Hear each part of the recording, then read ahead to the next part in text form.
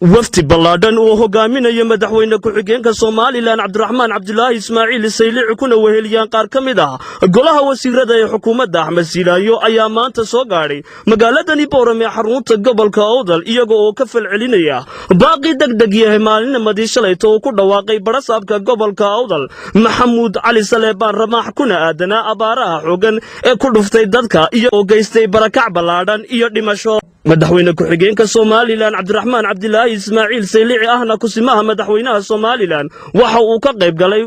kulan qaadhaan loogu ururinayay dadkii ay ku dhufteen abaaraha xooggan. intaas kadib waftigii uu hogaaminayay madaxweyne ku-xigeenka Soomaaliland Cabdiraxmaan Cabdulaahi Ismaaciil Saylici waxa uu ku xitamay dhanka iyo degmada Quljeed oo iyadu ka mid ah deegaanada ay ku soo qululeen dadka ay abaaruhu sida ba'an u saameeyeen isagoo oo u kuurgalayay xaaladda ay ku sugan yihiin dadkaasi. degmada waxay ka soo bilaabmaan ilaa degmada Quljeed joogno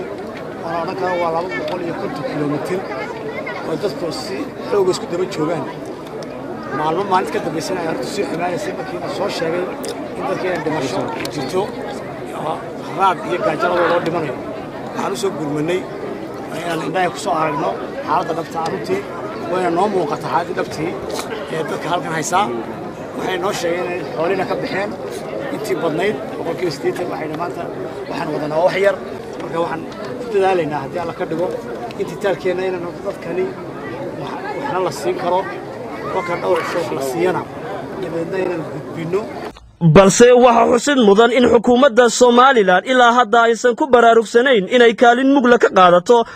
abaaraha xooggan ee ku dhuftay gobolada galbeedka Soomaaliland. waa taqasabtay in madaxweyne ku-xigeenka Soomaaliland iyo wafdiga wasiirada ay saaka soo gaadhaan magaalada Boorame ee xarunta gobolka Awdal. balse tani waxay muujinaysaa in siyaasiyiinta reer Awdal ay noqdeen kuwa imika baraarugay. maamulka heer gobol iyo kani heer degmo ayaa iyagu guntiga u xidhay sidii ay uga qayb qaadan lahaayeen kaalmaha ay gaadhsiinayaan dadka ay abaaruhu saameeyeen. waxaan idinka codsanayaa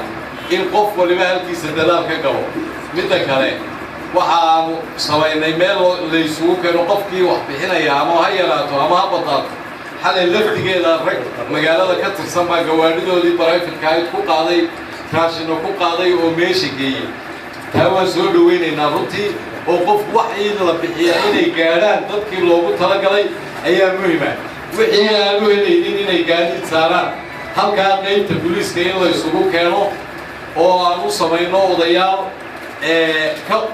ka guddoomaan isla markaana aanu gaadiidkaa una diyaarino. isku soo wada duub oo abaartani ayaa ka mid noqotay abaarihii ugu darnaa ee soo saameeyey dadkani. waa Jaamac Xuseen Jaamac Dude, Somaliland Space Channel, Quljeed.